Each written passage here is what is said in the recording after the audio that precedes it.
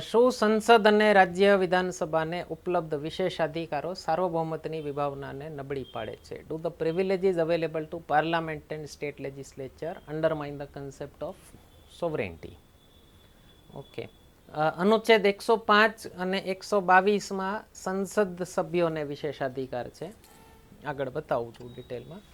194 અને 212માં રાજ્યના વિધાનમંડળને વિશેષાધિકારો છે. આપણે બુક એટલા માટે જ મેં અનુચ્છેદ વાઇઝ લખી છે કે તમને અનુચ્છેદ નંબર ખબર હોય તો મેઇન્સમાં કોટ કરી શકો, અને મેઇન્સમાં કોટ કરો તો બહુ સારા માર્ક મળે. જેણે કોટ નથી કર્યા એના કરતાં વધુ મળે. એટલે કોઈએ સારો આન્સર લખ્યો હોય ને 6 મળતા હોય ને તમે આર્ટિકલ લખ્યો હોય તમને 7.5 8 સુધી મળી શકે. ઓકે, ફરીથી ક્રિટિકલી એક્ઝામિન છે એટલે આના સારા ખરાબ બે પાસા ચર્ચા કરવા પડે, પ્રોઝ એન્ડ કોન્સ બે ચર્ચા કરવી પડે. તો વિશેષાધિકારો શું કામ જરૂરી છે? સંસદ સભ્યો ફ્રી ડિસ્કશન, મુક્તપણે ચર્ચા કરી શકે કે મારા ઉપર કોઈ જાતની કાર્યવાહી નહીં થાય, તો એને જેટલી પણ પોતાના દિલની, જનતાના હિતની જે વાતો કેવી હોય કહી શકે. તો 105માં ફ્રીડમ ઓફ સ્પીચ છે કે સંસદ સભ્યો સંસદમાં કાંઈ પણ ચર્ચા કરે તો એની ખિલાફ અદાલતમાં કોઈ કાર્યવાહી થઈ શકતી નથી. એટલે એ લોકો મુક્તપણે પોતાની વાત કહી શકે, એને કોઈ જાતની લિમિટેશન ન આવે. 105(2) બીજું છે કે કોઈ પણ વ્યક્તિ ઉપર આજ સંસદમાં અપાયેલ કોઈ પણ અથવા સંસદની કોઈ પણ કમિટી સામે અપાયેલ વક્તવ્ય ઉપર અદાલતમાં એની ખિલાફ કોઈ કાર્યવાહી નથી થઈ શકતી. ત્રીજું કીધું છે જ્યારે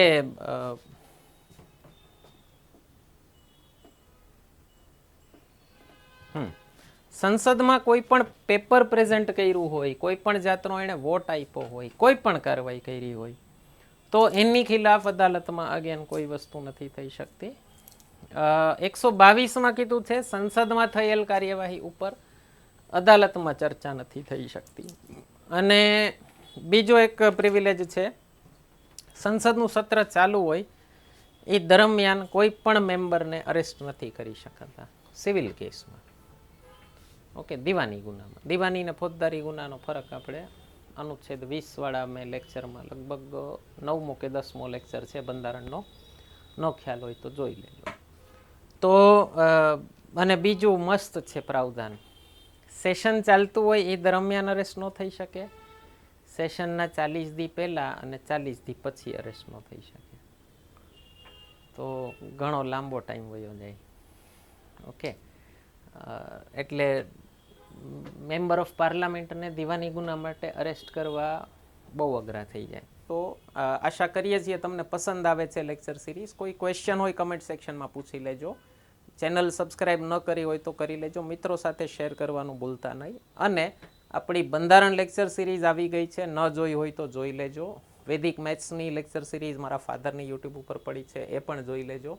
બંનેના કોર્સીસ એપ્લિકેશન ઉપર આવી ગયા છે. ફક્ત આ 2 સબ્જેક્ટના કોર્સીસ પરચેસ કરી લેશો તો પણ તમારી આવનારી એક્ઝામ ક્લિયર કરવામાં 40% જેવી મદદ મળી જશે તમને. જીપીએસસી ક્લાસ 1ની પ્રિલિમ્સ કયો, એસટીઆઈની પ્રિલિમ્સ કયો કે પછી પીએસઆઈ કોન્સ્ટેબલ કયો, તો બધી એક્ઝામમાં તમને ખૂબ કામ લાગશે. તો ન કર્યા હોય તો કોર્સીસ પરચેસ કરી લેજો, ખૂબ ફાયદો થશે તમને. કન્ટિન્યુ કરીએ છીએ આજના લેક્ચરથી.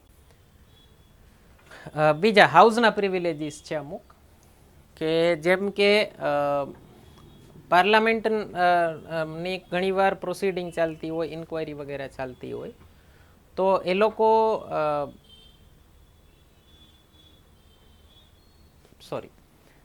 સંસદનું સત્ર ચાલતું હોય ત્યારે હાઉસને તમારે જાણ કરવી પડે કોઈ સભ્યને અરેસ્ટ કરવો હોય તો પોલીસે. Okay, immediate intimation of the arrest, detention, conviction or imprisonment of a member, એટલે હાઉસને જાણ કરવી પડે પહેલાં.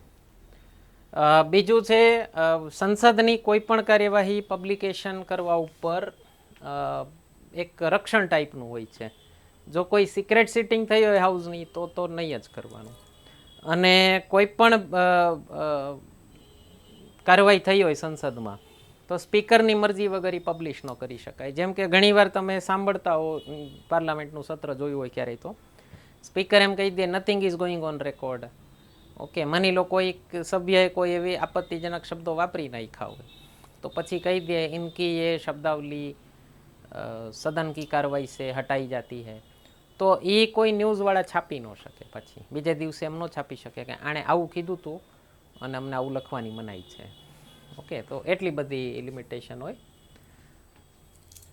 ઓકે, હવે આટલી બધી પ્રિવિલેજ મળેલી હોય સંસદને અને એના સભ્યો દુરુપયોગ ન કરે એવું બને નહીં. તો 1993માં નરસિંહ રાવની ખિલાફ નો કોન્ફિડન્સ મોશન, અવિશ્વાસ પ્રસ્તાવ આવ્યો હતો, ત્યારે આનો દુરુપયોગ થયો હતો. એક પાર્ટીના સાંસદોને રિશ્વત આપી હતી એક બાજુ વોટ કરવા માટે, તો એનો કેસ ગયો સુપ્રીમ કોર્ટમાં. એને JMM કેસ પણ કહેવાય છે. પાર્ટીનું નામ ઝારખંડ મુક્તિ મોરચા છે. Narsinh Rao versus state case પણ કહેવાય છે, અથવા JMM કેસ પણ ફેમસલી કહેવાય છે. તો સુપ્રીમ કોર્ટમાં ક્વેશ્ચન એ ગયો કે સંસદના સભ્યોએ સંસદમાં વોટ આપવા માટે રિશ્વત લીધી હોય તો હવે એ તો પોતે ક્રાઇમ થઈ ગયો ને, તો એની ખિલાફ કાર્યવાહી થઈ શકે કે એને પણ વિશેષાધિકાર મળે. તો ત્યારે સુપ્રીમ કોર્ટે કીધું કે નહીં નહીં નહીં, નહીં જ થાય કાર્યવાહી, ગમે એ થયું હોય. અત્યારે એક કેસ આવ્યો છે Sita Soren versus union of India case, 2024માં ચુકાદો આવ્યો છે સુપ્રીમ કોર્ટનો. અને ઓલું 5 જજની બેન્ચ હતી નરસિંહ રાવ વાળી, આ 7 જજની કોન્સ્ટિટ્યુશન બેન્ચ છે. નરસિંહ રાવ વાળું વર્ડિક્ટ પલટાવી દીધું છે અને સુપ્રીમ કોર્ટે કીધું કે નહીં, રિશ્વત લેવી એ પોતે ઇટ્સ સેલ્ફ એક ગુનો છે અને એના માટે વિશેષાધિકાર ન મળી શકે. હવે આ જજમેન્ટથી એક પ્રશ્નોની હારમાળા શરૂ થાય. અત્યારના સમયમાં જો તમે તમારું ધ્યાન ગયું હોય તો સંસદની અંદર પ્રોટેસ્ટની માત્રા બહુ વધી ગઈ છે. અને અગાઉ આપણી પાર્લામેન્ટમાં હિંસા થયેલી છે, દુનિયાની ઘણી બધી પાર્લામેન્ટમાં, દુનિયાના ઘણા બધા દેશોની પાર્લામેન્ટમાં હિંસા થયેલી છે. તો હવે એમાં માની લો કોઈ સાંસદને કે કોઈ વિધાયકને, ધારાસભ્યને ગંભીર ઈજા થઈ જાય તો એની ખિલાફ થઈ શકે કે નહીં? નોર્મલ નિયમ એવા છે કે કોઈએ અસંસદીય ભાષા વાપરી નાખી હોય, કાંઈ પણ કહી દીધું હોય, તો એની ખિલાફ ખાલી વિશેષાધિકાર પ્રસ્તાવ આવી શકે, પ્રિવિલેજ મોશન આવી શકે. પ્રિવિલેજ મોશન એક્સેપ્ટ કરવો કે નહીં એ ઓથોરિટી પાછી સ્પીકર કે ચેરમેનની હોય. નોર્મલી નથી થતા હોતા, વોર્નિંગ આપીને જવા દેતા હોય છે નોર્મલી. ઓકે, કોક કેસમાં આપણે જોયું કે જેમ કે ગયા વખતે એક સાંસદને એનો લોગિન આઈડી ને પાસવર્ડ કોકને આપવા માટે એની ખિલાફ કાર્યવાહી થઈ હતી અને પછી એની લોકસભાની સદસ્યતા રદ કરી હતી, ફરી ચૂંટાઈને આવી ગયા છે. ઓકે, બહુ મોટો સિક્યોરિટી બ્રીચ કહેવાય આ વસ્તુ. કાયદેસર વધારે લાંબો બેન લાગવો જોઈએ.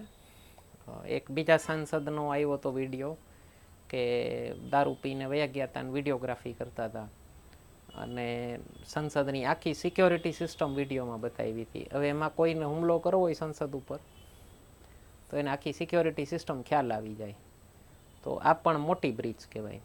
તો નોર્મલી કોઈ ઉપર કાર્યવાહી નથી થતી, કોઈ એક્સેપ્શનલ કેસમાં થઈ હોય તો માની લો ભવિષ્યમાં સંસદમાં કોઈએ હિંસા કરી નાખી, કોઈને ગંભીર ઈજા થઈ ગઈ, તો એની ખિલાફ કાર્યવાહી થઈ શકે કે નહીં?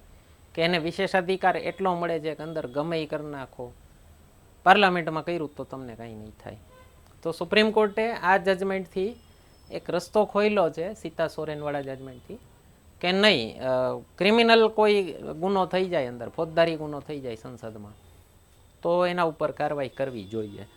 એક બીજો પ્રશ્ન અત્યારે છે, ચર્ચામાં જ છે, સુપ્રીમ કોર્ટમાં કેસ જ છે. આપણે બંધારણમાં રાષ્ટ્રપતિ અને ગવર્નરને, રાજ્યપાલોને એના કાર્યકાળ દરમિયાન કોઈ પણ પ્રકારની ધરપકડથી એને પ્રોટેક્શન આપેલું છે. અને અત્યારે એક રાજ્યના રાજ્યપાલની ખિલાફ કેસ ચાલે છે કે એને પાસ્ટમાં કોઈ ગુનો કર્યો હતો અને ગંભીર ગુનો હતો, તો હવે એની ખિલાફ કેસ ચલાવવો કે નહીં. તો એનો એક કેસ સુપ્રીમ કોર્ટમાં પેન્ડિંગ પડ્યો છે. એનું જજમેન્ટ આવે એટલે આપણને ખ્યાલ આવશે કે આટલું બધું અધિકાર મળવા જોઈએ, વિશેષ અધિકાર આટલી હદે મળવા જોઈએ કે નહીં. અને આનો જવાબ શું હોઈ શકે સાહેબ? એક કોડિફાઈ કરવાની જરૂર છે પ્રિવિલેજીસને. બંધારણમાં કહી દીધું વિશેષાધિકાર મળશે, પણ વિશેષાધિકાર કેટલા હદ સુધી મળશે સિવિલ રોંગ સુધી મળે છે, ક્રિમિનલ રોંગ સુધી મળે છે. કોઈ વિશે બોલી દીધું તો પછી ખોટી ટિપ્પણી કરી દીધી, જેમ આપણે ઘણીવાર જોયેલું છે સંસદમાં, વિધાનસભાઓમાં. કોઈ પણ નેતા વિશે કાંઈ પણ કહી દીધું હોય, કાંઈ પણ બહુ ખરાબ શબ્દો કહી દીધા હોય અને ખોટા આરોપો લગાવી દીધા હોય, તો એટલી બધી છૂટ ખરી કે નહીં? ફેક ન્યૂઝ કોઈ પાર્લામેન્ટમાં ફેલાવી દે. હમણાં એક સત્રમાં થયું, હમણાં છેલ્લા સત્રમાં, કે એક મોટા નેતાએ ફેક હાવ ખોટી, ટોટલ ખોટી વાતો કહી દીધી, 3-4 વાતો કહી દીધી. તો એટલી બધી છૂટ મળે કે નહીં? તો એકચ્યુઅલી કોડિફાઈ થવું જોઈએ, કે નક્કી થવું જોઈએ કે આટલા અધિકારો મળે છે, આટલા નથી મળતા, આની ખિલાફ કાર્યવાહી થઈ શકે. તો એ બની શકે કાં તો બંધારણમાં લખી નાખે, અથવા એનો એક અલગથી કાયદો બનાવે, પાર્લામેન્ટના રૂલ્સમાં લખી નાખે. ક્યાંય કોઈ જગ્યાએ કોડિફાઈ થવું જરૂરી છે. ઓકે, તો આટલા 5 પ્રશ્નો હતા. આશા કરીએ છીએ તમને લેક્ચર સિરીઝ પસંદ આવે છે, મેઇન્સવાળી પેપર સોલ્યુશન સિરીઝ. નેક્સ્ટ લેક્ચરમાં આપણે મળીએ છીએ જાહેર વહીવટના પેપર સોલ્યુશન માટે. તો જોતા રહેજો, અગાઉના વિડીયોઝ ન જોયા જોઈ લેજો. આપણી બંધારણ લેક્ચર સિરીઝ અને વૈદિક મેથ્સની લેક્ચર સિરીઝ ન જોઈ હોય તો ખાસ જોઈ લેજો. લાઇક, કમેન્ટ, સબસ્ક્રાઇબ, શેર કરવાનું ભૂલતા નહીં. ધન્યવાદ.